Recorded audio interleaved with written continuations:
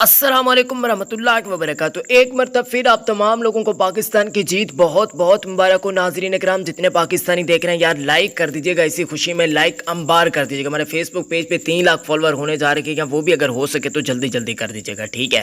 خیر ناظرین اکرام، پاکستان کی جیت بہت ہی کمال کی جیت تھی۔ اب یہ جیت اتنی زیادہ چپ رکھی کہ ہمارے ہمسایہ ملکوں کے وہ بابر اعظم اور رضوان کے ریئیکشن کو بھی کافی زیادہ تنقید کا نشانہ بنا رہی ہے کہ یہ تو بھائی ہمارا مذاق اڑا رہی ہے۔ اور وہ جو سکھ کھلاڑی کھیل رہا تھا نا ارشدیپ سنگھ، اس پر بھی تنقید کے نشتر حد سے زیادہ برسایا جا رہی ہے۔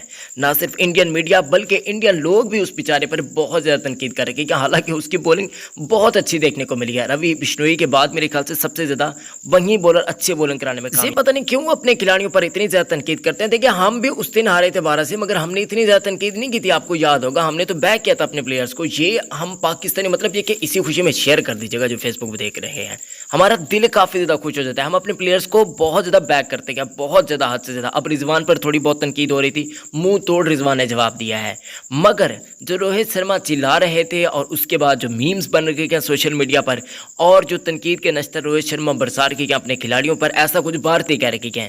دیکھیں کپتان تو خوش نہیں ہوتا، بالکل ایسی بات ہے کہ، مگر یہ مودی تک بات یہ پتہ نہیں کس نے پہنچا دی ہے کہ اسے جلدی بلاؤ، یہ پاکستان کا جاسوس ہے، یہ ہے وہ ہے۔ یار خدا کا خوف کریں، کچھ ایسی باتیں پتہ نہیں آپ کہاں تک لے جاتے ہیں۔ ہم نے تو کبھی نہیں کہا، الحمدللہ ہم پاکستانی اور ان چیزوں کو ہم کرتے بھی گئے ہیں کہ بھائی کھیل تو ہار جیت کا ہی حصہ ہے، ایسا چلتا رہتا ہے۔ آج پاکستان جیتا ہے، انشاءاللہ پاکستان جیتا رہے گا۔ ہم لوگ بہت خیال رکھیں۔ اللہ